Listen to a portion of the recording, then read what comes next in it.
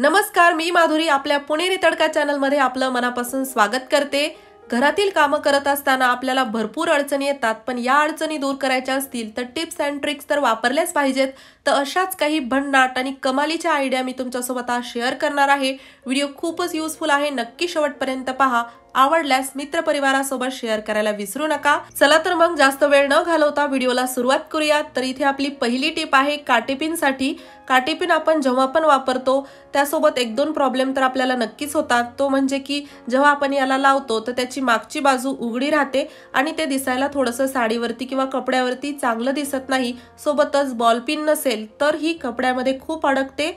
तर ball pin आणि matching pin एकदाच बनवण्यासाठी आपण इथे नील पेंट वापरणार आहोत आणि नील पेंट आपल्याला वापरायचं आहे खालच्या भागावर, असं जिथे की यामध्ये थोडीशी तार असते आणि मोकळी जागा असते।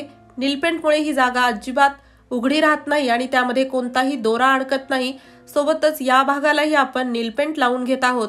ज्या कलरचा कपडा तुम्हाला इथे वापरायचा आहे त्या कलरची काटेपिन तुम्ही नील पेंटने तयार करू शकता। भरपूर नील पेंट आपल्या घरी असतातच, तर याचा वापर तुम्ही या पद्धतीने केला तर तुमचं भरपूर काम सोपं होऊ शकतं। एकदा काटेपिन कपड्यात अडकली तर भरपूर वेळ जाऊ शकतो, कपडे खराब होतात। तर हा उपाय आजच करा।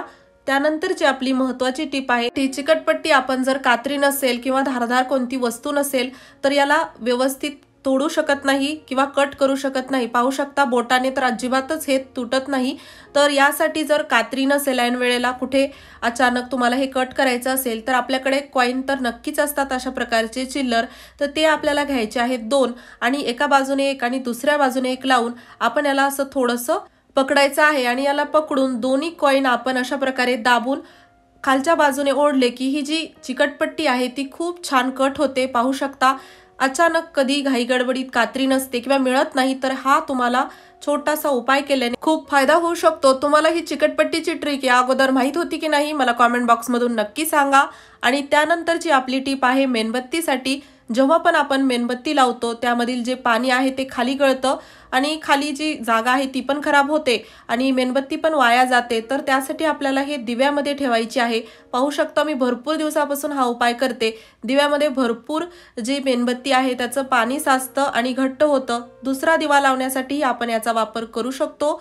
त्यानंतर आपल्या घरामध्ये जे टूथब्रश असतात ते आपण खराब झाल्यानंतर फेकून देतो, पण आज आपण याचा एक भन्नाट कमालीचा उपयोग पाहणार आहोत। इथे मी घेतलेला आहे एक टूथब्रश आणि त्याचा वरचा भाग मी काढून टाकलेला आहे। कात्रीने किंवा एखाद्या गरम वस्तूने हा भाग सहज निघतो। त्यानंतर इथे आपल्याला लागणार आहे ब्लेड आणि मला खात्री आहे या अगोदर तुम्ही जुन्या ब्रशचा असा वापर कधीच केला नसेल। यामुळे तुमचे भरपूर पैसे तर वाचतीलच आणि घरातील कामही खूप सोपं होऊ शकतं। नक्की व्हिडिओ शेवटपर्यंत पहा। इथे आपण ब्लेडचा एकच भाग वापरणार आहोत, तर याला मी असं कट करून घेतलेला आहे। याला तुम्ही ब्रश वापरू शकतात किंवा इतर तुम्हाला काही वस्तू वापरायची असेल तीही वापरली तरी चालेल। त्यानंतर आपण जी ब्लेड आहे त्याला थोडंसं बाजूला ठेवूयात आणि ब्रशचा जो खालचा भाग आहे त्याला आपण गरम करून घेऊयात। पाहू शकता खूप लवकर प्लास्टिक असल्यामुळे अगदी सहज गरम होतो आणि हा भाग छान गरम झाला की त्याला आपल्याला काय करायचं आहे तर जी ब्लेड आपण कट केलेली आहे ती यावरती अशी मागच्या बाजूने लावायची आहे। प्लास्टिक आहे वितळ आहे त्यामुळे अगदी सहज यामध्ये ही ब्लेड जाते आणि थोडंसं सांभाळून हे काम करा, ब्लेड हाताला लागू शकते। तर इथे आपण याचा मल्टीपर्पज यूज करू शकतो। भरपूर ठिकाणी आपल्याला याचा वापर करता येईल। पहिला वापर असा आहे की आपल्याला जर एखादा कागद कट करायचा असेल किंवा एखादी वस्तू कट करायची असेल तर तुम्हाला हा खूप कामी येऊ शकतो। याला बनवायला जास्त वेळही लागला नाही आणि हा जो नवीन डिझाईनचा घरी तयार केलेला चाकू आहे पाहू शकता किती कमालीचा आपण याचा वापर करत आहोत। अगदी पेपर कट करणं असो किंवा वस्तू जिथे आपल्याला चाकू कात्री अशा वस्तू लागतात त्या ठिकाणी हा चाकू तुम्हाला खूप उपयोगी पडू शकतो। इथे मी पेपर तर कट केलेलाच आहे, अजून आपण याने भाज्या पण कट करू शकतो। किचन मध्ये पण तुम्हाला भरपूर ठिकाणी याचा वापर करता येईल। इथे मी चिकटपट्टी याने कशी कट करायची ते दाखवणार आहे। पाहू शकता कोणतंही काम जे की आपल्याला चाकू शिवाय किंवा कात्री शिवाय होत नाही ते काम आपण याने अगदी सहज करू शकतो। किती सहज भाज्याही याने व्यवस्थित कट होत आहेत। तुम्हाला हा नवीन डिझाईनचा चाकू कसा वाटला मला नक्की सांगा आणि व्हिडिओला लाईक आणि शेअर करायला विसरू नका। मागच्या व्हिडिओमध्ये आपण कोथिंबीर लावली होती, कोथिंबीरीचे भरपूर उपयोग पाहिले आणि पाहू शकता 4-5 दिवस झालेले आहेत आणि कोथिंबीरीमधून छान पानंही यायला सुरुवात झालेली आहे। आणि इथे पण ग्लासात लावलेली पण किती व्यवस्थित आली आहे। तर तो व्हिडिओ पाहिला नसेल तर डिस्क्रिप्शन बॉक्समध्ये लिंक आहे, नक्की जाऊन पहा। इथे तुम्हाला हवा तसा या नवीन डिझाईनच्या चाकूचा वापर तुम्ही करू शकता। आणि त्यानंतरची आपली महत्त्वाची टीप आहे पाण्याच्या बॉटलसाठी, जी की आपण नेहमीच आपल्या घरामध्ये असते पण त्याचा फक्त पाणी घेऊन जाण्यासाठीच वापर करत असतो। घरामध्ये जर कोणाची तब्येत ठीक नसेल, लहान मुलांना डोस दिला असेल तर डॉक्टर सांगतात की त्यांना थंड पाण्याची एक पट्टी द्या किंवा बर्फ त्यावरती थोडासा चोळून घ्या, किंवा जिथे कंबरदुखी असेल तर गरम पाण्याची जी पिशवी असते आपण त्याचा वापर करतो। पण बॉटलमध्ये जर तुम्ही गरम पाणी भरलं तर तुम्हाला याचा अगदी खूप छान वापर करता येईल। पाहू शकता, छोटी जर बॉटल वापरली तर अजून सोयीस्कर होईल। तर इथे मी याला छान मसाज करण्यासाठी वापरत आहे। आणि जसं की लहान मुलांना बर्फ ठेवायला सांगतात डोस दिल्यानंतर, तर तुम्ही यामध्ये थंड पाणी टाकून त्यावरती शेक द्या, तर तुम्हाला खूप छान रिझल्ट मिळेल आणि छान आपल्याला या बॉटलचा वापरही करता येईल। त्यानंतरची आपली महत्त्वाची टीप आहे बांगड्यांसाठी। घरामध्ये भरपूर अशा बांगड्या असतात ज्या आपण वापरत नाहीत। प्लेन बांगड्या असो किंवा मेटलच्या, काचेच्या, त्या आपण वापरून झाल्यानंतर अशाच फेकून देतो। जास्त करून तर बांगड्या आपण हातामध्ये सजावटीसाठीच घालत असतो।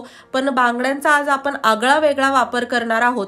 गव्हाच्या पिठामध्ये बांगड्या टाकून तुमचं खूप काम सोपं होऊ शकतं।